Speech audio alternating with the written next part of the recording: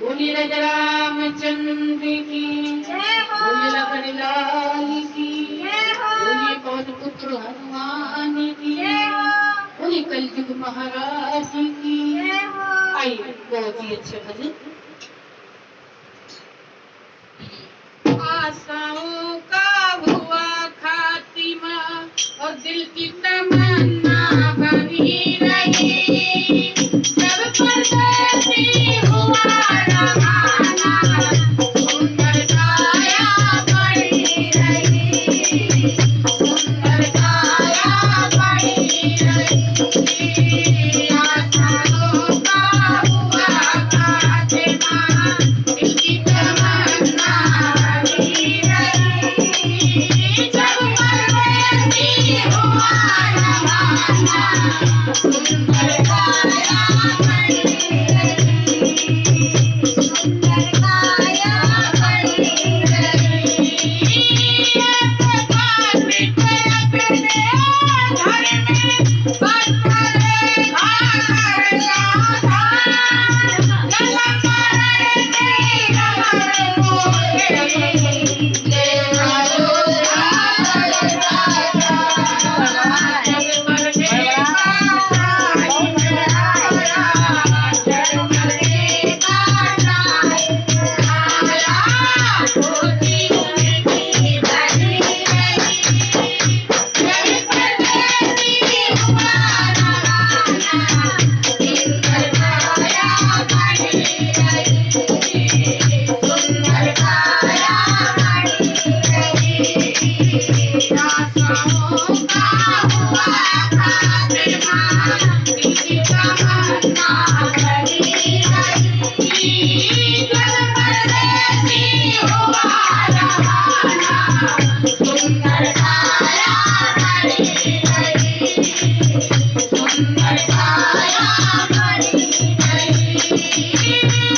कैसे मैं दुकान में गया घटा खाकर छोड़ रहा, भाई को किसी से मिला लेना वही के माथे मोड़ रहा, भाई को किसी से मिला लेना वही के माथे मोड़ रहा।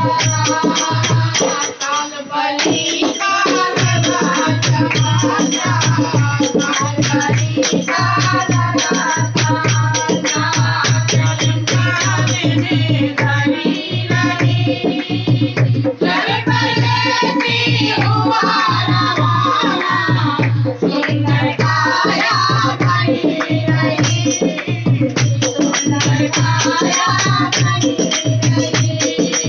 एक डॉक्टर रति ने घर से करंदा तैयार भरे, दवा उठाने बैठने राती मोटर कार सवार भरे, दवा उठाने बैठने राती मोटर कार सवार भरे। किसी कार मिली घाटे में, दूसरी कार मिली घाटे में, दवा पैसे बनी रही, जब परदेसी हुआ रवाना सुंदर काया बनी रही, सुंदर काया बनी रही। वाह वाह रे क्या कहूँ भाई, ईश्वर की है यही गति, जिसको जिस टाइम में जाना फर्क न हो रे गति, जिसको जिस टाइम में जाना फर्क न हो रे गति।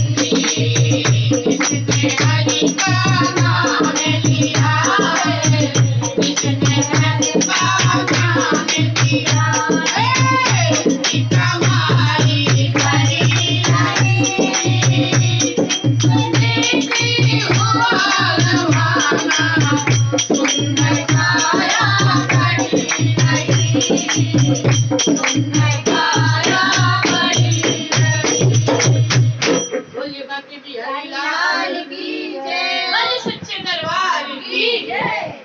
त्याच्यात